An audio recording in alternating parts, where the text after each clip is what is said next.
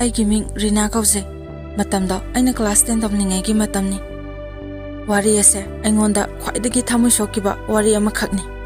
ꯃꯇꯝ ꯑꯗꯣ ꯑꯩꯅ ꯀ꯭ꯂꯥꯁ 10 ꯀꯥꯔꯛꯄ ꯃꯇꯝꯅꯤ ꯕꯕꯥꯁꯦ ꯂꯥꯏꯔꯤꯛꯇ ꯊꯋꯥꯏ ꯌꯥꯝ ꯌꯥꯎꯖꯩ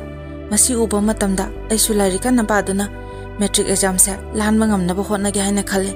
ꯃꯥꯔꯛꯁꯨ ꯋꯥꯡꯅꯕ ꯈꯜꯂꯤ ꯑꯗꯨꯕꯨ ꯃꯇꯝ ꯑꯗꯨꯗ ꯑꯩꯈꯣꯏꯒꯤ ꯏꯃꯨꯡꯒꯤ ꯁꯦꯜ ꯊꯨꯝꯒꯤ ꯐꯤꯕꯝꯁꯦ ꯈꯖꯤꯛꯇꯪ ꯋꯥꯕ ꯑꯣꯏꯕꯅ ꯇꯨꯏꯁꯟ ꯆꯠꯄ ꯍꯥꯏꯕꯗꯨꯗꯤ ꯉꯝꯂꯝꯗꯦ ꯑꯗꯨꯕꯨ ꯑꯩ ꯃꯇꯝ ꯆꯥꯅ ꯆꯥꯡ ꯅꯥꯏꯅ ꯑꯗꯨꯃꯛ ꯂꯥꯏꯔꯤꯛ ꯄꯥꯏ ꯑꯩꯒ ꯇꯤꯟꯅꯕ ꯏꯃꯥꯟꯅꯕꯤꯁꯤꯡꯒꯤ ꯃꯔꯛꯇ ꯅꯨꯄꯥ ꯀꯣꯏꯕ ꯏꯔꯥꯡ ꯇꯧꯕ ꯂꯥꯏꯔꯤꯛ ꯇꯝꯗꯕ ꯃꯈꯣꯏꯒ ꯇꯤꯟꯅꯕ ꯃꯇꯝꯗꯁꯨ ꯕꯕꯥꯅ ꯏꯇꯠ ꯇꯠꯇꯅ ꯑꯗꯨꯃꯛ ꯑꯩꯉꯣꯟꯗ ꯉꯥꯡꯉꯤ ꯂꯥꯏꯔꯤꯛ ꯇꯝꯗꯕ ꯃꯤꯒ ꯇꯤꯟꯅꯔꯒ ꯅꯪꯉꯣꯟꯗ ꯅꯣꯡꯃꯇ ꯂꯥꯏꯔꯤꯛ ꯄꯥꯔꯨꯁꯤ ꯑꯗꯨ ꯄꯔꯥꯗꯣ ꯐꯥꯔꯕ ꯍꯪꯉꯛꯑꯔꯣꯏꯅ ꯉꯥꯡꯕꯗꯒꯤ ꯑꯩꯁꯨ ꯕꯕꯥ ꯂꯩꯔꯗꯤ ꯃꯈꯣꯏꯒꯤ ꯃꯅꯥꯛꯇ ꯆꯠꯇꯦ ꯃꯔꯛ ꯑꯗꯨꯗ ꯑꯩꯒ ꯌꯥꯝꯅ ꯂꯨꯅ ꯇꯤꯟꯅꯕ ꯄ꯭ꯔꯤꯌꯥ ꯀꯧꯕꯤ ꯏꯃꯥꯟꯅꯕꯤ ꯑꯃꯁꯨ ꯌꯥꯎꯏ ꯃꯍꯥꯛ ꯃꯁꯥꯒꯤ ꯑꯣꯏꯅ ꯈꯔ ꯏꯊꯛ ꯏꯔꯥꯡꯗ ꯇꯥꯎꯏ ꯑꯗꯨꯕꯨ ꯌꯥꯝꯅꯗꯤ ꯆꯝꯃꯦ ꯂꯣꯏꯅꯕꯗꯤ ꯅꯨꯡꯉꯥꯏ ꯃꯥꯅꯁꯨ ꯑꯩꯕꯨ ꯌꯥꯝꯅ ꯂꯨꯝꯅ ꯂꯧꯏ ꯑꯩꯅꯁꯨꯅꯤ ꯑꯩ ꯍꯟꯗꯛꯇꯤ ꯃꯈꯣꯏꯗ ꯆꯠꯇ꯭ꯔꯦ ꯂꯥꯏꯔꯤꯛꯇ ꯈꯔ ꯃꯥꯏ ꯑꯣꯟꯁꯤꯜꯂꯦ ꯃꯔꯛ ꯑꯁꯤꯗ ꯑꯩꯈꯣꯏꯒꯤ ꯊꯣꯡꯒꯥꯟꯒꯤꯗ ꯅꯧꯅ ꯌꯨꯝ ꯑꯃ ꯁꯥꯏ ꯃꯗꯨꯗ ꯅꯨꯄꯥ ꯈꯔ ꯊꯕꯛꯇꯨ ꯌꯥꯎꯏ ꯑꯩꯅ ꯊꯣꯡꯒꯥꯟꯒꯤ ꯄꯨꯈ꯭ꯔꯤꯗ ꯏꯁꯤꯡ ꯁꯣꯛꯄ ꯊꯣꯛꯄ ꯈꯨꯗꯤꯡꯒꯤ ꯃꯈꯣꯏ ꯃꯁꯦꯟ ꯅꯣꯛꯑꯒ ꯋꯥꯔꯤ ꯁꯥꯟꯅꯕ ꯂꯛꯅꯔꯕ ꯀꯌꯥ ꯇꯧꯔꯛꯏ ꯑꯗꯨꯕꯨ ꯑꯩ ꯃꯈꯣꯏꯗ ꯅꯣꯡꯃꯇ ꯌꯦꯡꯂꯨꯗꯦ ꯅꯨꯄꯥꯁꯨ ꯀꯣꯏꯕꯒꯤ ꯋꯥꯈꯜ ꯂꯩꯇꯦ ꯃꯈꯣꯏꯁꯨ ꯂꯛꯅꯕ ꯂꯦꯞꯇꯦ ꯑꯩꯅ ꯗꯨꯀꯥꯟꯗ ꯄꯣꯠ ꯂꯩꯕ ꯆꯠꯄ ꯏꯁꯤꯡ ꯁꯣꯛꯄ ꯁ꯭ꯀꯨꯜ ꯊꯣꯛꯂꯛꯄ ꯃꯇꯝꯗꯁꯨ ꯑꯗꯨꯝ ꯂꯛꯅꯔꯛꯏ ꯅꯣꯡꯃꯗꯤ ꯑꯩꯅ ꯄꯨꯈ꯭ꯔꯤꯗꯒꯤ ꯏꯁꯤꯡ ꯁꯣꯛꯂꯨꯔꯒ ꯀꯥꯔꯛꯄ ꯃꯇꯝꯗ ꯃꯈꯣꯏꯒꯤ ꯃꯔꯛꯇꯒꯤ ꯅꯨꯄꯥ ꯑꯃ ꯑꯩꯒꯤ ꯃꯅꯥꯛꯇ ꯆꯪꯁꯤꯜꯂꯛꯏ ꯑꯗꯨꯒ ꯑꯩꯉꯣꯟꯗ ꯀꯧꯔꯛꯏ ꯑꯝꯇ ꯉꯥꯏꯈꯣꯕ ꯀꯔꯤ ꯃꯤꯡ ꯀꯧꯒꯦ ꯃꯈꯨꯠꯇꯣ ꯊꯤꯜꯂꯒ ꯑꯁꯤꯗ ꯂꯩꯔꯤꯕ ꯏꯃꯥꯟꯅꯕꯁꯤꯅ ꯅꯪꯒꯤ ꯐꯣꯟ ꯅꯝꯕꯔ ꯑꯝꯇ ꯄꯤꯌꯣꯅ ꯍꯥꯏ ꯑꯝꯇ ꯄꯤꯕꯤꯔꯝꯃꯣ ꯑꯩ ꯅꯨꯄꯥꯗꯨꯗ ꯍꯥꯏꯐꯦꯠ ꯌꯦꯡꯉꯤ ꯅꯨꯄꯥꯗꯣ ꯍꯦꯛ ꯌꯦꯡꯕ ꯃꯇꯝꯗ ꯌꯥꯝꯅ ꯆꯝꯕ ꯃꯕꯨꯛꯆꯦꯜ ꯁꯦꯡꯕ ꯃꯥꯜꯂꯤ ꯑꯗꯣ ꯏꯃꯥꯟꯅꯕꯤꯒꯤ ꯃꯃꯤꯡꯁꯦ ꯄꯥꯏꯈꯣꯝꯕ ꯀꯧꯕꯅꯦ ꯅꯪꯒꯤꯁꯨ ꯃꯤꯡ ꯍꯥꯏꯔꯝꯃꯣ ꯑꯩ ꯋꯥ ꯑꯝꯇ ꯍꯥꯏꯔꯝꯗꯦ ꯑꯗꯨꯃꯛ ꯂꯥꯛꯑꯦ ꯑꯗꯨꯕꯨ ꯄꯨꯟꯁꯤꯁꯤꯗ ꯑꯍꯥꯟꯕ ꯑꯣꯏꯕ ꯅꯨꯄꯥꯗꯨꯒꯤ ꯃꯑꯣꯡ ꯃꯇꯧꯗꯨꯗ ꯏꯁꯥꯗ ꯀꯔꯤꯒꯨꯝꯕ ꯏꯍꯨꯜ ꯑꯃ ꯐꯥꯎꯔꯛꯄꯒꯨꯝ ꯇꯧꯏ ꯍꯥꯟꯅꯗꯤ ꯃꯈꯣꯏꯒꯤ ꯃꯄꯥ ꯐꯥꯎꯕꯗ ꯀꯩꯁꯨ ꯈꯜꯂꯝꯗꯕꯅꯤ ꯑꯗꯨꯕꯨ ꯃꯈꯣꯏꯅ ꯍꯦꯛ ꯍꯥꯏꯔꯛꯄꯗꯒꯤ ꯑꯩ ꯃꯈꯣꯏ ꯍꯦꯛ ꯎꯕꯒ ꯃꯥꯏꯁꯦ ꯉꯥꯡꯁꯜꯂꯦ ꯃꯤꯍꯨꯜ ꯑꯁꯤꯁꯨ ꯀꯟꯅ ꯆꯣꯡꯈꯠꯂꯛꯏ ꯑꯃꯨꯛꯁꯨ ꯈꯟꯊꯔꯨꯕ ꯃꯤꯀꯨꯞꯇ ꯑꯩ ꯑꯦꯛꯖꯥꯝ ꯊꯥꯗꯣꯏꯅꯤ ꯈꯜꯂꯛꯄꯗ ꯋꯥꯈꯜꯁꯦ ꯐꯥꯊꯖꯩ ꯏꯀꯥꯏ ꯏꯀꯥꯏꯅ ꯗꯨꯀꯥꯟꯗꯒꯤ ꯍꯜꯂꯛꯄ ꯃꯇꯝꯗ ꯑꯩꯉꯣꯟꯗ ꯍꯥꯏꯔꯛꯄ ꯅꯨꯄꯥꯗꯣ ꯑꯩꯉꯣꯟꯗ ꯀꯧꯔꯒ ꯆꯪꯁꯤꯜꯂꯛꯏ ꯀꯔꯤ ꯂꯩꯔꯨꯏꯅꯣ ꯏꯁꯤꯡ ꯈꯤꯇ ꯊꯛꯀꯦ ꯌꯥꯔꯗꯤ ꯏꯁꯤꯡ ꯈꯨꯖꯥꯏ ꯑꯝꯇ ꯄꯨꯊꯣꯛꯄꯤꯔꯛꯑꯣ ꯍꯣꯏ ꯄꯨꯊꯣꯔꯛꯀꯦ ꯑꯩ ꯏꯀꯥꯏꯕꯅꯗꯤ ꯂꯣꯏꯔꯦ ꯃꯤꯅ ꯃꯆꯤꯟꯅ ꯊꯣꯛꯅ ꯍꯥꯏꯔꯛꯑꯕꯅꯤꯅ ꯑꯩꯁꯨ ꯍꯣꯏ ꯍꯥꯏꯅ ꯌꯥꯔꯦ ꯏꯁꯤꯡꯗꯣ ꯄꯤꯔꯦ ꯃꯥ ꯑꯩꯉꯣꯟꯗ ꯃꯃꯤꯠ ꯑꯅꯤꯗꯨꯅ ꯂꯣꯟꯅ ꯂꯣꯟꯅ ꯌꯦꯡꯉꯛꯏ ꯑꯩ ꯏꯀꯥꯏꯕꯅ ꯃꯥꯏꯁꯦ ꯊꯝꯐꯝ ꯂꯩꯇꯦ ꯃꯃꯥꯟꯅꯕ ꯑꯅꯤ ꯑꯃꯅꯁꯨ ꯂꯛꯅꯕ ꯌꯥꯎꯁꯤꯜꯂꯛꯏ ꯑꯩꯁꯦ ꯍꯥꯟꯅꯒ ꯌꯥꯝ ꯃꯥꯟꯅꯗ꯭ꯔꯦ ꯏꯁꯥꯗ ꯀꯦꯅꯤꯡꯕ ꯐꯥꯎꯔꯛꯏ ꯏꯊꯟꯗ ꯋꯥꯈꯜ ꯈꯜꯂꯒ ꯅꯣꯛꯄꯁꯨ ꯌꯥꯎꯏ ꯑꯩꯁꯦ ꯃꯌꯥꯝꯗꯒꯤ ꯍꯦꯟꯅ ꯌꯥꯝ ꯐꯖꯕꯣꯏ ꯈꯜꯂꯤ ꯈꯪꯗꯦ ꯑꯑꯣꯟꯕꯒꯤ ꯑꯑꯣꯟꯕ ꯉꯥꯛꯇ ꯍꯥꯏꯕꯗꯨꯅꯤ ꯅꯨꯃꯤꯠꯇꯨꯒꯤ ꯅꯨꯡꯊꯤꯜꯗ ꯑꯩꯅ ꯑꯩꯒꯤ ꯀꯥꯗ ꯂꯥꯏꯔꯤꯛ ꯄꯥꯔꯒ ꯂꯩꯔꯤꯉꯩ ꯏꯃꯥꯟꯅꯕꯤ ꯄ꯭ꯔꯤꯌꯥꯅ ꯑꯩꯕꯨ ꯀꯧꯔꯒ ꯆꯪꯂꯛꯏ ꯃꯤ ꯃꯆꯥꯗꯤ ꯂꯥꯏꯔꯤꯛ ꯍꯩꯕꯅꯤꯅ ꯂꯥꯏꯔꯤꯛ ꯄꯥꯔꯦ ꯑꯣꯏꯔꯝꯅꯤ ꯂꯥꯛꯑꯣ ꯆꯪꯉꯣ ꯄ꯭ꯔꯤꯌꯥ ꯏꯕꯥꯅꯤ ꯐꯃꯨꯡꯗ ꯀꯥꯈꯠꯂꯒ ꯐꯝꯃꯤ ꯄ꯭ꯔꯤꯌꯥꯅ ꯈꯪꯅꯔꯤꯕ ꯅꯨꯄꯥꯁꯤꯒ ꯉꯁꯥꯏ ꯑꯩꯉꯣꯟꯗ ꯍꯥꯏꯔꯛꯄ ꯅꯨꯄꯥꯗꯨꯒ ꯃꯃꯥꯟꯅꯕ ꯑꯣꯏꯔꯒ ꯂꯩꯔꯝꯃꯤ ꯅꯨꯄꯥꯁꯦ ꯍꯥꯟꯅ ꯅꯨꯄꯤ ꯑꯃ ꯈꯪꯅꯔꯝꯃꯦ ꯅꯨꯄꯤꯗꯣ ꯃꯥꯅ ꯌꯥꯝ ꯅꯨꯡꯁꯤꯖꯔꯨꯕꯅꯤ ꯑꯗꯨꯒꯗꯤ ꯑꯇꯣꯞꯄ ꯅꯨꯄꯥ ꯑꯃ ꯀꯣꯏꯈ꯭ꯔ ꯃꯥꯜꯂꯦ ꯃꯥꯅ ꯍꯥꯟꯅ ꯈꯪꯅꯔꯤꯕ ꯅꯨꯄꯤꯗꯨꯒ ꯑꯩꯒ ꯃꯁꯛ ꯆꯞ ꯃꯥꯟꯅꯩ ꯍꯥꯏ ꯑꯗꯨꯅ ꯅꯨꯄꯥꯗꯨꯅ ꯅꯪꯕꯨ ꯌꯥꯝ ꯅꯨꯡꯁꯤꯖꯔ ꯃꯥꯜꯂꯦ ꯅꯪ ꯌꯥꯔꯣꯀꯣꯅ ꯄ꯭ꯔꯤꯌꯥꯅ ꯑꯩꯉꯣꯟꯗ ꯍꯥꯏꯔꯛꯈꯤ ꯄ꯭ꯔꯤꯌꯥꯅ ꯍꯥꯏꯅꯤ ꯍꯥꯏꯔꯣꯏꯒ ꯈꯪꯗꯕꯒ ꯑꯩꯗꯤ ꯕꯕꯥ ꯇꯥꯅꯤꯅ ꯄꯥꯈꯠꯄꯗ ꯌꯥꯗ꯭ꯔꯦ ꯑꯩ ꯑꯍꯥꯟꯕꯗꯗꯤ ꯄ꯭ꯔꯤꯌꯥꯅ ꯍꯥꯏꯕꯗꯣ ꯌꯥꯔꯝꯗꯦ ꯑꯗꯨꯕꯨ ꯃꯥꯅꯁꯨ ꯇꯛꯃꯟꯕꯗꯒꯤ ꯑꯩꯅ ꯈꯔꯁꯨ ꯅꯨꯡꯁꯤꯔꯨꯕꯒ ꯑꯗꯨꯃꯛ ꯌꯥꯔꯦ ꯄꯨꯟꯁꯤꯒꯤ ꯑꯍꯥꯟꯕ ꯈꯪꯅꯖꯕ ꯅꯨꯄꯥ ꯑꯣꯏꯕꯒꯤ ꯑꯩꯁꯨ ꯃꯥꯕꯨ ꯅꯨꯡꯁꯤꯕ ꯐꯥꯎꯔꯦ ꯑꯩꯗꯤ ꯐꯣꯟ ꯄꯥꯏꯗꯦ ꯑꯗꯨꯅ ꯇꯟꯖꯥ ꯐꯪꯕꯗ ꯄ꯭ꯔꯤꯌꯥꯒꯤ ꯐꯣꯟꯗꯒꯤ ꯑꯗꯨꯝ ꯋꯥꯔꯤ ꯁꯥꯟꯅꯩ ꯏꯃꯥꯒꯤ ꯐꯣꯟꯗꯒꯤ ꯁꯥꯟꯅꯕꯁꯨ ꯌꯥꯎꯏ ꯍꯧꯖꯤꯛꯇꯤ ꯏꯕꯥꯅꯤ ꯌꯥꯝ ꯅꯨꯡꯁꯤꯅꯔꯦ ꯊꯣꯛꯑꯒ ꯎꯅꯔꯒ ꯋꯥꯔꯤ ꯁꯥꯟꯅꯕꯁꯨ ꯌꯥꯎꯏ ꯃꯥꯒꯤ ꯃꯃꯤꯡꯁꯦ ꯄꯥꯏꯈꯣꯝꯕ ꯀꯧꯏ ꯃꯌꯥꯝꯗꯁꯨ ꯍꯥꯟꯅ ꯍꯥꯏꯖꯈ꯭ꯔꯦ ꯃꯍꯥꯛ ꯔꯥꯁꯤ ꯌꯥꯝꯅ ꯂꯩ ꯋꯥ ꯉꯥꯡꯕꯗ ꯏꯪꯅ ꯇꯞꯅ ꯉꯥꯡꯉꯤ ꯅꯨꯄꯤ ꯑꯉꯥꯡꯗ ꯀꯥꯔꯟ ꯇꯥꯕ ꯑꯣꯏꯗꯦ ꯃꯈꯣꯏꯁꯨ ꯊꯕꯛꯇꯣ ꯂꯦꯞꯈꯤꯕꯗꯒꯤ ꯊꯕꯛ ꯁꯨꯕ ꯂꯥꯛꯈꯤꯗ꯭ꯔꯦ ꯑꯗꯨꯕꯨ ꯑꯩꯅ ꯍꯥꯟꯅ ꯈꯪꯂꯨꯗꯕꯅꯅꯤ ꯃꯈꯣꯏꯒ ꯑꯩꯈꯣꯏꯒꯁꯦ ꯂꯩꯀꯥꯏ ꯊꯪꯅꯔꯒ ꯂꯩꯔꯝꯃꯦ ꯃꯥꯒꯤꯅ ꯃꯈꯥ ꯂꯩꯀꯥꯏ ꯑꯩꯒꯤꯅ ꯑꯋꯥꯡ ꯂꯩꯀꯥꯏꯅꯤ ꯑꯩ ꯅꯨꯄꯥ ꯈꯪꯅꯩ ꯍꯥꯏꯕꯁꯦ ꯕꯕꯥꯗꯤ ꯈꯪꯗꯦ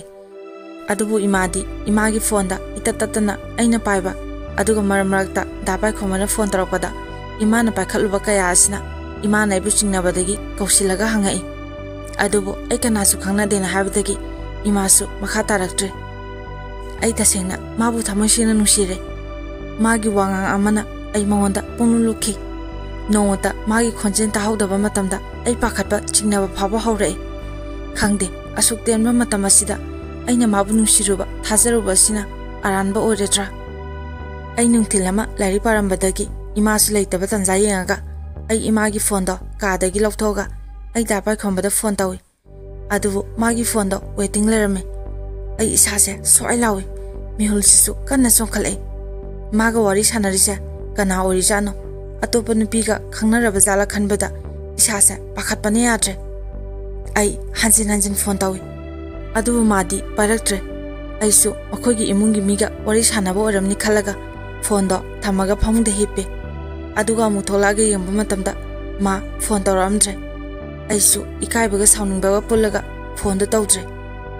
mathangi numita ma phone tawrakadra khanbane adubu tawraktre ai wakhalse leita pham khangaktre saning thakningbaga phawraktre ai priya gi manakta chatle aduga priya da phone tawhale dapai khombada priya na phone tawbada pairaktre aina tawhanbaga oriba jala khanbajani hanjan tawrabasu receive tawraktre Priyana maga khangnaba nupa aduda phone tawraga paikhombaga punbra hangbada pulle hare aduga phone do pahale aina Priyada ai le haidokano haina sign tawi Priyana Rinana tawa phone paidri kaigino da paikhomba haina hangba matamda mana sumna hairaki Priya aisu wafamse kamaina haiduino khangdre adubu haidabdi yadabanina aina wanda hairaki ai hana nupi ama khangnarame nangsu khanginduni Nubisiga aigi am nusine adubu maga ega saunabadagi matam khara lapthoknabani matamduda ai maga paw phongnadaba matamda yam waki aigi awabada khangnabu honabada maga matam khara khangnabani hojikti ai mangonda wase haiba ngamni thajade aduna nangna khara aigi mateng pambiyo nangna amta haibiu ko phare ai phone thamage haraga tabai khombado phone thamki ai magi wadu taraga kapningone isase kenom tawri adubu karisu tawdaba saraga Priyada ayumda chatlage masina dum pharabani angangsu oiri haramaga ayumda lae masu agi matawaduda nungai male tumina dum lehore ai ka he gyobaga chinmen silaga kapki aina asuk thajaba asuk nusijaba musigi ahan manusiba tambiba kainaba su tambiba asikhalaga ai yam kapki mangwanda wa khara hainingbadagi ai phone tawbani adubu paraktre aisu mangonda amuhana phone tawre khalaga magi phone number do kakthakre adubu ai nonini do maga phawna daba matamda yam waki aigi matawaduda ima su khangki aingonda yam nganglaki khangde nusibase kuiraga asuma helakki exam yani haibaga ai kaure lari pabagi wakhal leitre baba changadi lari paba sasine adubu koktadi changu yadre ai magi khonjen taningki phone tawning phawki aina hena wari base mana aingonda wa amatang hairaga laptop ki boradi kharam makai phagadabani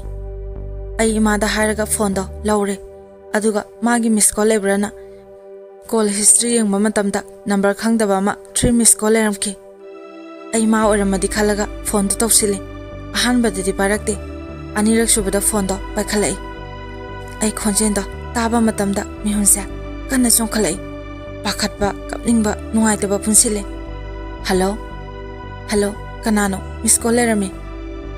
Rina ai khangdrabo ai khangsinadaba saraga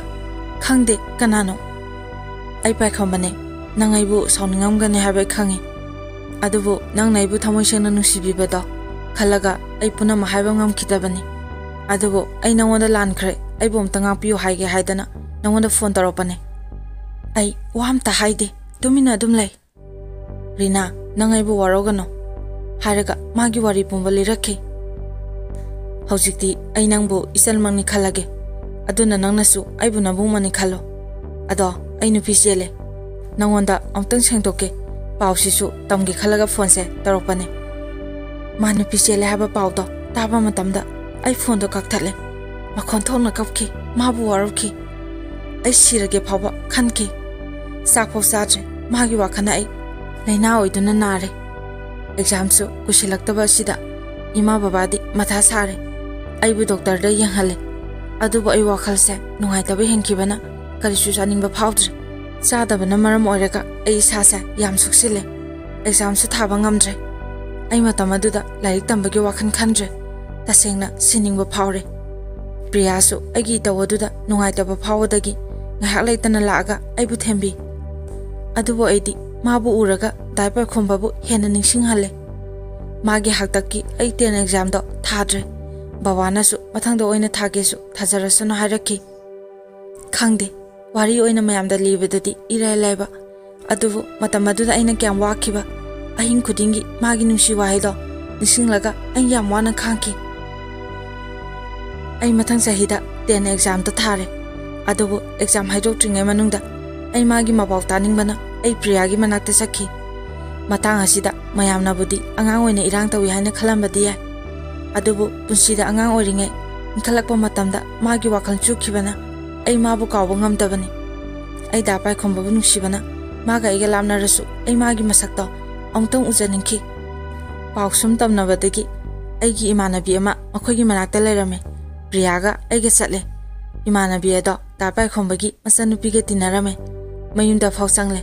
Adubu madi lairamtre. Imanabina mabungi nupigi maramda hangbada maga koinaba nupidugi maramda haraki. Masaksu yam phajai yamna phai haraki. Priya ibani ngahak laibaga adum lae. Adubu aidi magi photo amtangdi pamkhibane. Adubu haiba ngamdana adumang lae. Khangde wakhalse leitapang khangde. Asumna aina wana leiringai matam asida imanabi amagi nupagi mamanaba ama aiga khangnau nupado yamna phai. Magi hana nusinaba nupina atoba nupada chenkibai yam wana leiribane haraki. Adubu ai nupa amata khangna kiroi khanbana ai yakhide. Imanabi aduna maga thaba ama salusi haropadagi ai chatle. Adubu thabada atai oramtre. Maga khangnaba nupado lapagi orame. Matamaduda nupa amasi yauraki. Nupado aiga khangnau haiba nupado oramki. Aigi sak ukibadagi nupadunasu imanabida haimambadagi aiga maga khangnaba horaki. Aisu awaba khara koknaba haiduna imagi phone number do pikre. Aduga imagi phone dagi ngahanga message thanai. Adubu dapai khombaga magadi yam khetnare.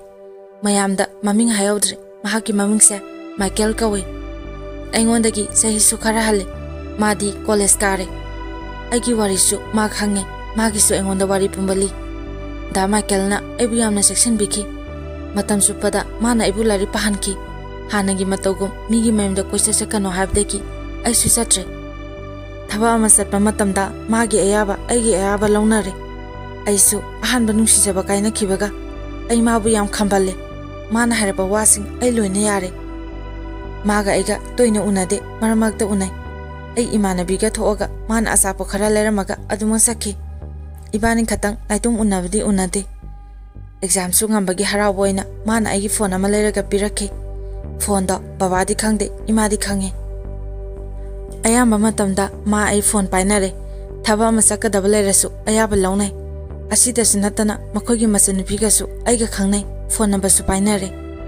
Mana aibu section bibase khaluraga ai mabu yam nungshiki. Asumna da Michael ga aiga sahi ama makhai phajilai.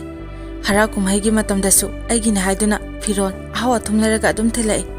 Aisu Diwali khudingi makhogi mamagi masanupigi magi firo leraga pi. Aigisu yumgi imasu khange. Matam ayambada aingonda imana itatatna hai. Yengoi hojikti matam yam phatre. Nupa khangnaba matamda yam haisingna khangnau. Nupa naga haiba wa khudima yaganu ko thoibi. Asidasu natana thagi phomba nupigi se phongsing yonba lakpa matamdasu imana lehoraga aingoda adum pahale. Asengba thokiba warising parobadagi ai isada nupa singse akiba pakhalpa phawi. Adu masina aikhoida lausing amadi happy. Da Michael nadi ngasi phawa ahenba wa amta haraktabana mana ibu yam nungsi haina khalle. Adubu khanghaudana mahaki puksen khangwo olakpagum tarokhi. Hana thaba ama chapada hairamba phone adum paraga layu hairambada hairaktre. Aina hairurabasu mina yam noknai ngange na harakhi. Itatatana phone waiting adum leiba horakhi. Hairurasu hangurasu mamanabani makhoigi lekaigi mini aduma harakhi. Masanupigi phone da tawba matamdasu phone do handakti off adum lei. number atopa ma singkraba khangde ai sada chingnaba pakhatpana pik thale kanaga wari sanaruno hanglurasu hekta sagale ai thawai nungai tabana kappe masu khange numita mana itha thajadana engonda haraki aisu isai romdom lepangamnaba thaba ma thige adunane nangna engonda lana khangano ado ibangi marakta hojikti thajanaba wale nangna su ai singne aina su nang thajade aduna ibani amana ma thajananaba ibani amata oirase mana harakpado ai manung yomna losan bangamde karino haina amo hangi adubu mana wado hairage engonda wasa hairaki aisu mabu nusiba kobunina wasake ai ima bababu palaga wasae adubu yam thajadana ibani physical relation thamse haraki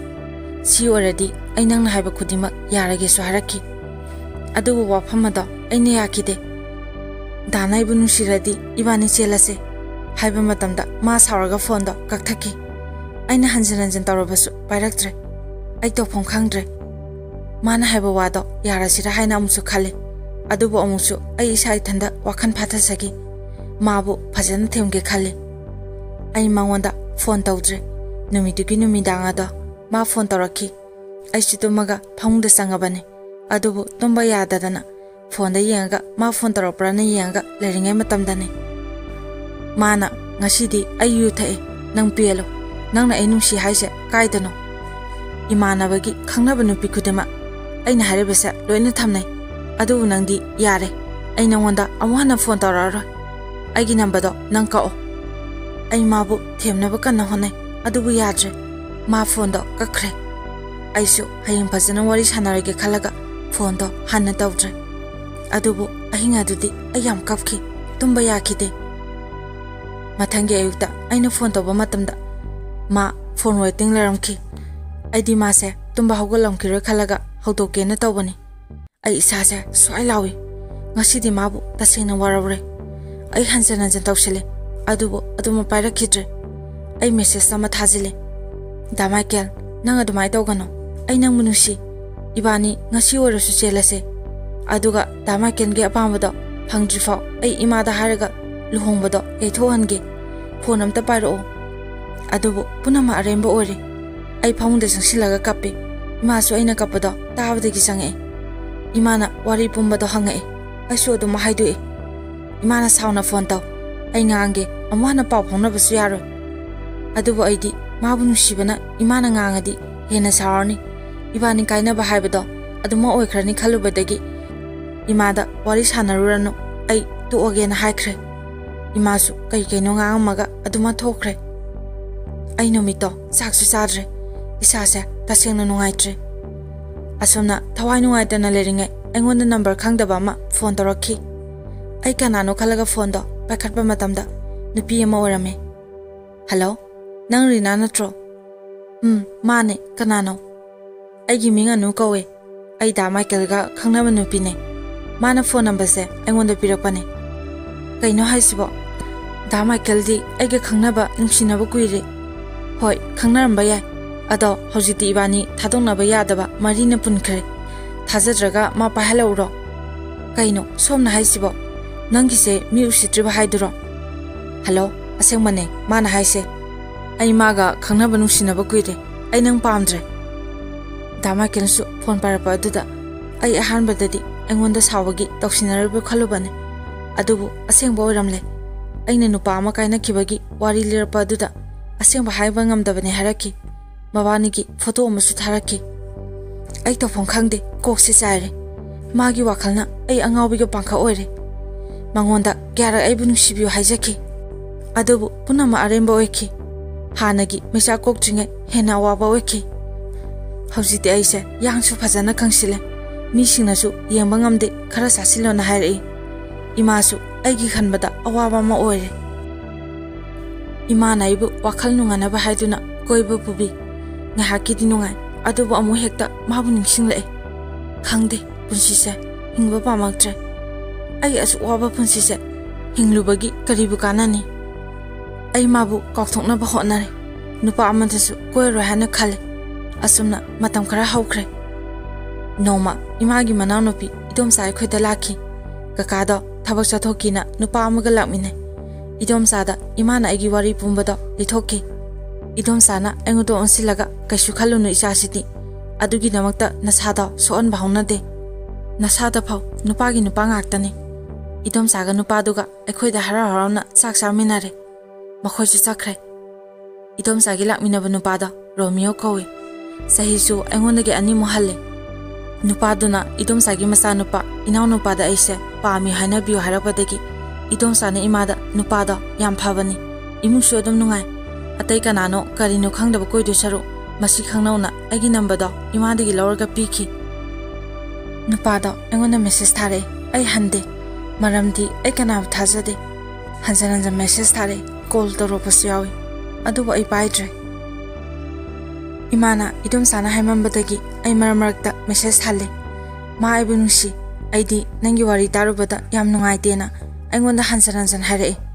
ꯑꯗꯨꯕꯨ ꯍꯥꯟꯅꯒꯤ ꯑꯅꯤꯗꯣ ꯅꯤꯡꯁꯤꯡꯂꯒ ꯑꯩ ꯃꯥꯅ ꯍꯥꯏꯕꯗꯣ ꯊꯥꯖꯗ꯭ꯔꯦ interest ꯂꯩꯇ꯭ꯔꯦ ꯃꯥꯁꯨ ꯑꯩꯕꯨ ꯋꯥꯈꯜ ꯅꯨꯡꯉꯥꯏꯅꯕ ꯋꯥꯔꯤ ꯀꯌꯥ ꯃꯦꯁꯦꯖꯇ ꯊꯥꯔꯛꯑꯦ ꯅꯣꯛꯅꯤꯡꯕ ꯚꯤꯗꯤꯑꯣ ꯀꯌꯥ ꯑꯃꯁꯨ ꯊꯥꯖꯜꯂꯛꯑꯦ ꯑꯩꯁꯨ ꯃꯥꯒꯤ ꯃꯑꯣꯡ ꯃꯇꯧ ꯑꯗꯨꯗ ꯅꯣꯛꯅꯤꯡꯕ ꯑꯃꯗꯤ ꯐꯥꯎꯔꯦ 이돔사가 마기 마마가 라아가 사카마이 ꯈꯪꯅꯩ ꯑꯩꯈꯣꯏꯗ ꯆꯥꯛꯁꯨ ꯄꯨꯟꯅ ꯆꯥꯃꯤꯟꯅꯔꯦ ꯑꯉꯛꯄꯅꯦ ꯏꯁꯥꯅꯕꯨ ꯌꯥꯗ꯭ꯔꯤꯉꯩ ꯑꯍꯜꯁꯤꯡ ꯋꯥ ꯂꯣꯏꯅꯈ꯭ꯔꯦ ꯁꯨꯝ ꯃꯦꯁꯦꯖ ꯊꯥꯅꯕꯗꯒꯤ ꯋꯥꯔꯤꯁꯨ ꯁꯥꯟꯅꯕ ꯍꯧꯔꯦ ꯃꯥꯅ ꯑꯩꯕꯨ ꯌꯥꯝ ꯅꯨꯡꯁꯤ ꯍꯥꯏꯕ ꯃꯥꯒꯤ ꯃꯑꯣꯡ ꯃꯇꯧꯗꯨꯅ ꯈꯪꯂꯦ ꯑꯩꯒꯤ ꯐꯣꯇꯣ ꯑꯃ ꯊꯥꯔꯛꯑꯣꯅ ꯃꯥꯅ ꯍꯥꯏꯃꯟꯕꯗꯒꯤ ꯑꯩ ꯐꯣꯇꯣꯗꯣ ꯊꯥꯔꯦ ꯃꯥꯒꯤ ꯃꯑꯣꯡ ꯃꯇꯧ ꯑꯗꯨꯅ ꯃꯥꯅꯁꯨ ꯑꯩꯕꯨ ꯌꯥꯝ ꯅꯨꯡꯁꯤꯕ ꯃꯥꯜꯂꯦ ꯃꯥꯒꯤ ꯐꯦꯁꯕꯨꯛ ꯑꯦꯀꯥꯎꯟꯗ ꯊꯥꯒꯠꯂꯦ ꯑꯩꯒꯤ ꯐꯣꯇꯣꯗꯣ ꯃꯁꯤꯗꯒꯤ ꯑꯩꯁꯨ ꯃꯥꯕꯨ ꯅꯨꯡꯁꯤꯕ ꯈꯔ ꯍꯧꯔꯛꯈꯤ ꯃꯥꯁꯨ 이돔사ꯒ ꯃꯔꯛꯇ ꯂꯥꯛꯃꯤꯟꯅꯕꯁꯨ ꯌꯥꯎꯏ ꯏꯀꯥꯏꯅ ꯊꯣꯡꯒꯥꯟꯗ ꯂꯩꯍꯧꯕꯁꯨ ꯌꯥꯎꯏ ꯃꯈꯣꯏꯒꯤ ꯑꯍꯜꯁꯤꯡꯁꯨ ꯑꯩꯈꯣꯏꯒ ꯂꯣꯏꯅ ꯈꯪꯅꯔꯦ ꯃꯥꯒꯤ ꯆꯝꯖꯕ ꯃꯑꯣꯡ ꯃꯇꯧ ꯑꯗꯨꯗ ꯑꯩ ꯃꯥꯕꯨ ꯊꯃꯣꯏ ꯁꯦꯡꯅ ꯅꯨꯡꯁꯤꯔꯦ ꯃꯔꯛꯁꯤꯗ ꯏꯈꯪ ꯈꯪꯍꯧꯗꯅ ꯗꯥ ꯃꯥꯏꯀꯦꯜ ꯅꯣꯡꯃ ꯐꯣꯟ ꯇꯧꯔꯛꯈꯤ ꯑꯩ ꯃꯥꯒꯤ ꯅꯝꯕꯔꯗꯤ ꯀꯛꯇꯦ ꯑꯗꯨꯒ ꯃꯥ ꯂꯥꯟꯈ꯭ꯔꯦ ꯏꯕꯥꯅꯤ ꯑꯃꯨꯛ ꯍꯟꯅ ꯍꯟꯖꯤꯟꯅꯔꯁꯤ ꯑꯩꯅ ꯍꯥꯏꯕ ꯅꯪꯅ ꯌꯥꯗꯕ ꯑꯗꯨꯗ ꯑꯩꯅ ꯅꯉꯣꯟꯗ ꯊꯧꯋꯣꯏꯒꯤ ꯍꯥꯏꯍꯟꯕꯅꯦ ꯍꯣꯏ ꯆꯨꯝꯃꯦ ꯅꯨꯄꯤꯗꯣ ꯏꯃꯥꯟꯅꯕ ꯑꯃꯅ ꯈꯪꯅꯧ ꯍꯥꯏꯕꯗꯒꯤ ꯈꯪꯅꯕꯅꯦ ꯑꯩ ꯃꯉꯣꯟꯗ ꯀꯔꯤꯁꯨ ꯑꯍꯟꯕ ꯆꯠꯈꯤꯕ ꯂꯩꯇꯦ ꯑꯩ ꯅꯪꯕꯨ ꯊꯃꯣꯏ ꯁꯦꯡꯅ ꯅꯨꯡꯁꯤ ꯍꯧꯖꯤꯛꯇꯤ ꯑꯩ ꯅꯪ ꯅꯠꯇꯕ ꯀꯅꯥꯁꯨ ꯈꯪꯅꯕ ꯄꯥꯝꯗ꯭ꯔꯦ ꯑꯩ ꯅꯪꯅ ꯍꯥꯏꯕꯗꯨ ꯌꯥꯔꯒꯦ ꯏꯕꯥꯅꯤ ꯉꯁꯤꯃ ꯑꯣꯏꯔꯁꯨ ꯆꯦꯜꯂꯁꯦ ꯑꯩ ꯃꯥꯒꯤ ꯋꯥꯗꯨ ꯇꯥꯕꯗ ꯏꯁꯥꯁꯦ ꯈꯟꯐꯝ ꯈꯪꯗ꯭ꯔꯦ ꯍꯧꯖꯤꯛꯇꯤ ꯗꯥ ꯔꯣꯃꯤꯌꯣꯁꯨ ꯅꯨꯡꯁꯤ ꯑꯗꯨꯒ ꯗꯥ ꯃꯥꯏꯀꯦꯜꯒꯤ ꯅꯨꯡꯁꯤꯕꯁꯨ ꯀꯥꯎꯊꯣꯛꯄ ꯉꯝꯗꯦ ꯑꯗꯨꯕꯨ ꯑꯩ ꯃꯨꯟꯅ ꯈꯜꯂꯕ ꯃꯇꯨꯡꯗ ꯑꯩ ꯑꯇꯣꯞꯄ ꯅꯨꯄꯥ ꯈꯪꯅꯔꯦ ꯍꯥꯏꯈꯤ ꯃꯥ ꯌꯥꯝ ꯀꯞꯄꯛꯈꯤ ꯑꯩꯁꯨ ꯀꯞꯄꯦ ꯑꯗꯨꯕꯨ ꯅꯪꯁꯨ ꯑꯔꯣꯏꯕ ꯑꯣꯏꯅ ꯑꯃꯨꯛꯇꯪꯗꯤ ꯈꯜꯂꯣ ꯅꯪꯅ ꯍꯥꯏꯕ ꯈꯨꯗꯤꯡ ꯑꯩ ꯌꯥꯒꯦ ꯅꯪꯉꯣꯟꯗ ꯑꯩ ꯃꯁꯤꯡ 10 ꯊꯤꯒꯦ ꯉꯁꯤ ꯐꯥꯎꯕꯒꯤ ꯃꯅꯨꯡꯗ ꯅꯪꯅ ꯈꯪꯅꯁꯤ ꯇꯣꯛꯅꯁꯤ ꯍꯥꯏꯕꯗꯣ ꯍꯥꯏꯔꯛꯑꯣ ꯑꯩ ꯌꯥꯒꯦ ꯍꯥꯏꯔꯒ ꯃꯥ ꯃꯁꯤꯡ ꯊꯤꯕ ꯍꯧꯔꯛꯈꯤ ꯑꯩ ꯇꯧꯐꯝ ꯈꯪꯗ꯭ꯔꯦ ꯗꯥ ꯃꯥꯏꯀꯦꯜꯕꯨ ꯅꯨꯡꯁꯤꯕ ꯑꯩ ꯉꯁꯤ ꯐꯥꯎꯕ ꯃꯥꯡꯗ꯭ꯔꯤ ꯑꯩ ꯇꯣꯛꯅꯁꯤ ꯍꯥꯏꯕꯁꯨ ꯉꯝꯗꯦ ꯃꯥꯒ ꯍꯟꯖꯤꯟꯅꯁꯤ ꯍꯥꯏꯕꯁꯨ ꯉꯝꯗꯦ ꯃꯤꯍꯨꯜ ꯑꯁꯤꯁꯨ ꯀꯟꯅ ꯆꯣꯡꯂꯤ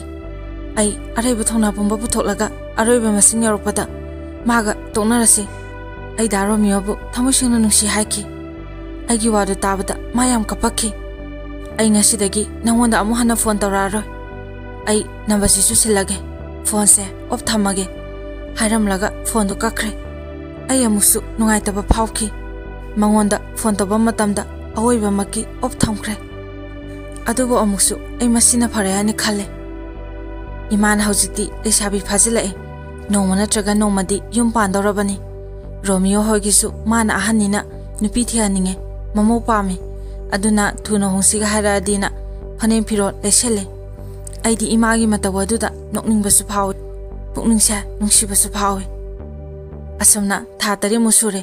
ꯃꯥꯒ ꯈꯪꯅꯔꯛꯄ ꯅꯨꯃꯤꯠꯇꯣ ꯗꯥ ꯔꯣꯃꯤꯌꯣ ꯑꯩꯉꯣꯟꯗ ꯐꯣꯟ ꯇꯧꯔꯛꯈꯤ ꯃꯥ ꯃꯃꯥꯟꯅꯕꯒꯤ ꯅꯨꯄꯤ ꯎꯅꯕ ꯆꯠꯂꯨꯈꯤꯒꯦ ꯐꯖꯅ ꯂꯩꯔꯝꯃꯣꯅ ꯍꯥꯏꯔꯝꯃꯤ ꯏꯃꯥꯁꯨ ꯂꯨꯍꯣꯡꯕ ꯑꯃ ꯂꯩꯕꯗꯒꯤ ꯆꯠꯈ꯭ꯔꯦ ꯅꯨꯃꯤꯗꯥꯡ ꯋꯥꯏꯔꯝ ꯌꯧꯁꯤꯜꯂꯛꯄꯗꯒꯤ ꯑꯩ ꯋꯥꯏꯔꯝ ꯇꯥꯁꯤꯜꯂꯒ ꯗꯨꯛ ꯊꯥꯔꯤ ꯏꯅꯥꯎꯅꯨꯄꯥꯁꯨ ꯐꯣꯟ ꯇꯧꯔꯛꯑꯦ ꯕꯕꯥꯗꯣ ꯍꯌꯦꯡ ꯕꯣꯔꯗꯤꯡꯗ ꯑꯝꯇ ꯂꯥꯛꯑꯣ ꯍꯥꯏꯌꯨ ꯑꯩꯅ ꯐꯣꯟ ꯇꯧꯕꯁꯨ ꯄꯥꯏꯗꯦ ꯍꯥꯏꯔꯛꯏ ꯏꯅꯥꯎꯅꯨꯄꯥꯒ ꯑꯩꯒ ꯈꯛꯇꯅꯦ ꯏꯆꯤꯜ ꯏꯅꯥꯎ ꯑꯅꯤꯅꯤ ꯕꯕꯥꯁꯨ ꯂꯥꯛꯑꯦ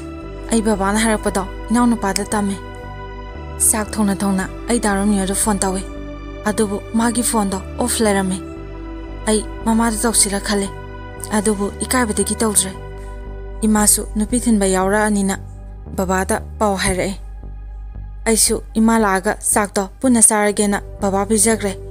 ꯑꯩꯒꯤ ꯀꯥꯗ ꯆꯪꯉꯒ ꯐꯣꯟ ꯇꯧꯋꯦ ꯑꯗꯨꯕꯨ ꯄꯥꯏꯔꯛꯇ꯭ꯔꯦ ꯑꯩ ꯏꯀꯥꯏꯔꯕꯁꯨ ꯏꯀꯥꯏꯅ ꯏꯗꯣꯝꯆꯥꯗ ꯐꯣꯟ ꯇꯧꯔꯒ ꯗꯥꯔꯣꯃꯤꯌꯣꯗꯣ ꯑꯣꯐ ꯂꯩ ꯀꯩꯗꯧꯔꯖꯥꯠꯅꯣ ꯍꯪꯕꯗ ꯏꯗꯣꯝꯆꯥ ꯆꯥꯛ ꯊꯣꯡꯉꯤ ꯂꯣꯏꯔꯒ ꯃꯣꯏꯗ ꯆꯠꯂꯨꯒꯦ ꯍꯥꯏꯔꯛꯏ ꯏꯁꯥꯁꯦ ꯂꯩꯇꯥꯐꯝ ꯈꯪꯗ꯭ꯔꯦ ꯀꯩꯗꯧꯕ ꯌꯥꯎꯔꯖꯥꯠꯅꯣ ꯈꯨꯗꯣꯡꯊꯤꯕꯒ ꯊꯣꯛꯂꯖꯥꯔ ꯈꯜꯂꯤ ꯑꯩ ꯏꯗꯣꯝꯆꯥꯒꯤ ꯃꯆꯥꯅꯨꯄꯥꯗ ꯐꯣꯟ ꯇꯧꯋꯤ ꯑꯗꯨꯒ ꯃꯌꯨꯝꯗ ꯆꯠꯂꯒ ꯌꯦꯡꯍꯜꯂꯨꯕꯗ ꯂꯩꯍꯧꯗꯦ ꯉꯁꯥꯏ ꯅꯨꯡꯊꯤꯟ ꯆꯠꯈꯤꯕꯗꯒꯤ ꯍꯜꯂꯛꯇ꯭ꯔꯤ ꯍꯥꯏꯔꯛꯑꯦ ꯑꯩ ꯃꯥꯒ ꯄꯨꯟꯕ ꯃꯃꯥꯟꯅꯕ ꯈꯔꯗ ꯍꯪꯂꯒ ꯍꯥꯏꯔꯛꯀꯦꯁꯦ ꯍꯥꯏꯔꯒ ꯐꯣꯟꯗꯣ ꯊꯝꯈ꯭ꯔꯦ ꯏꯃꯥꯁꯨ ꯍꯜꯂꯛꯑꯦ ꯑꯩ ꯏꯃꯥꯒ ꯄꯨꯟꯅ ꯆꯥꯛ ꯆꯥꯔꯦ ꯏꯃꯥꯗꯤ ꯀꯔꯤꯅꯣ ꯈꯔ ꯆꯥꯁꯤꯜꯂꯛꯑꯦꯅ ꯃꯕꯨꯛ ꯊꯪꯒꯠꯂꯦꯅ ꯆꯥꯛꯇꯣ ꯆꯥꯛꯈꯣꯝ ꯑꯃꯅꯤ ꯆꯥꯔꯒ ꯇꯣꯛꯈ꯭ꯔꯦ ꯑꯩꯁꯨ ꯐꯃꯨꯡꯗ ꯇꯨꯝꯕ ꯆꯪꯂꯦ ꯃꯥ ꯐꯣꯟ ꯇꯧꯔꯛꯄ꯭ꯔꯥꯅ ꯌꯦꯡꯉꯤ ꯑꯗꯨꯕꯨ ꯇꯧꯔꯛꯑꯝꯗ꯭ꯔꯦ ꯑꯩ ꯊꯦꯡꯉꯕꯁꯨ ꯊꯦꯡꯅ ꯏꯅꯥꯎꯅꯨꯄꯥꯗ ꯐꯣन ꯇꯧꯔꯒ ꯃꯃꯥꯟꯅꯕꯗ ꯍꯪꯂꯕ꯭ꯔꯥꯅ ꯍꯪꯉꯨꯕꯗ ꯏꯅꯥꯎꯅꯨꯄꯥꯅ ꯍꯥꯏꯔꯛꯄ ꯋꯥꯗꯣ ꯇꯥꯕ ꯃꯇꯝꯗ ꯑꯩ ꯏꯁꯥꯁꯦ ꯇꯔꯪ ꯆꯠꯈ꯭ꯔꯦ इनाउनुपाना चे वासे इमानदी चेचेदा हाइदोकनो हाइबने अदो अइने नुंगाइतबगी वासे हाइदोइने अदोसे वासे खंगागा चेचे केसु खनगनुको करिनो खलु इनाउ हाइरो चे दारुमियोदो नुपी अमा चेलेना वावा लाउनारे नुपीदो मयुमदा सुपुरा अबने इमासु मोइदे चलुबने तसेना एकोइसु मोइगी इमुंगसु मा अतोबा नुपी कोइ हाबसे खंगदबने इमागा मोइगी ममागासु वा खरा ngangnakhrabane दारुमियोदी नुपीदो तसेना तोकनारगेना खनबजाने अदुबु फेसबुक ता चेचेगी फोटो थागलुबदा नुपीदुना वा अमतंग चमथोकनासे हाबदगी चलुबो ओरा माले अदुगा अदुम नुपीदुना युमदा हनबा ngamaro हारकपदगी सेलकपनेसु हाइनै ग्यान तादिसे अदुसे सी हायेना से करिसु नुंगाइतबा खनगनो अइना हौजिक तौगदबसे करिनो अइंगोंदा थोकलिबा थौदोकसिबु करिनो अइ फमुंगदा चंगलगा कप्पे वाखलसे फाथाबा ngamdre अइगी पुंसिगी हौख्रबा वारी क्या अइंगोंदा मिनमलगा चक्खिबा कयादो ngasi na haunana nising hale ai kokse pubo ngamdre khangba ngamagi thauna leitre ngasi de ai makhoi punama pu thadolaga chatlage haina chaplungna lepe matamda chaurana pung 12 khare helamani ai maninglomda tapna thoe babana lohida thamkhibedo koititi kona thangda phange ai yam kapki ima baba bu ningsingki imana aigi damak ya da wakhiba ngasi di ima bu aigi maramgi hanjin awaba piba pamtre nakhoi ahomsu aigi pausi taraga nakhoi pe nanu uko asikhalaga ai thaksile inaunu pana amu pakhatpadagi idom sada cheseda darumiyodo nupi chele haba haidokre haibdigi pakhatana imada phone taraga hairappadagi imadi pakhatuna aigi kada sensilaga yengluba matamda leramdabadagi koithi thirakpa jani ima babana aibu hospital da pukhalaba jani adubu ai ima bu uraga hena thamoi kaikhi ima baba da yenglaga ai thamoi sokna kapki ithanda ju khanjaki baba ima nasabu karigi kanbiri bano aibu sian biramba yadro ai hingnintre imana aigi mitagi senthrak papido teithopiki imasu aibu yenglaga kapki matungda sigumba amuhana tawganu nang ima baba nanau pagi karisu khandriba karigino haina hanjinanjinga kapki पुंसिसे असुमना अवन बलाकने हाबसे आई खालुदबनी आइबु मिराय रमलगा चख्रबा मखोइसिंदो मखोइसु नुंगायना लेबो ओरसनु लेकागी मियामनसु आइना हु थकपगी मरम खंगनाखि आयम इकाखि मपान थोबा पाव ngamखिदे अदुबु इमागी मिनुंसि थौजालना ngasi पावबा थौना ओइदना आई हिंगली ngasiदी आई इमा बाबागी मायुक्ता लेपलरा मतिक चाबा मी अमा ओइनबा होटनारगे हाइना खल्ले आई लारि मखा तमथारे अरोइबदा मयामदा इना हाइजनिंगबा वाफमदी नुंसिबा क्या कायना खरबसु कैदौनुंदा सिगे हाइना थौरांबिगनो मसी ख्वाइदगी फत्तबनी अखोइबु चाउनबा योपिरक्लिबा इमा इपाना अखोइबु मिकुप अमता मथादगी लापथो हनिंगदे करिसु लेत्रबा मखोइगी दमक्ता ममन यामलबा पुंसिसे मंगहनगुमसे अखोइ खुदिमा थौना लेने हिंगसे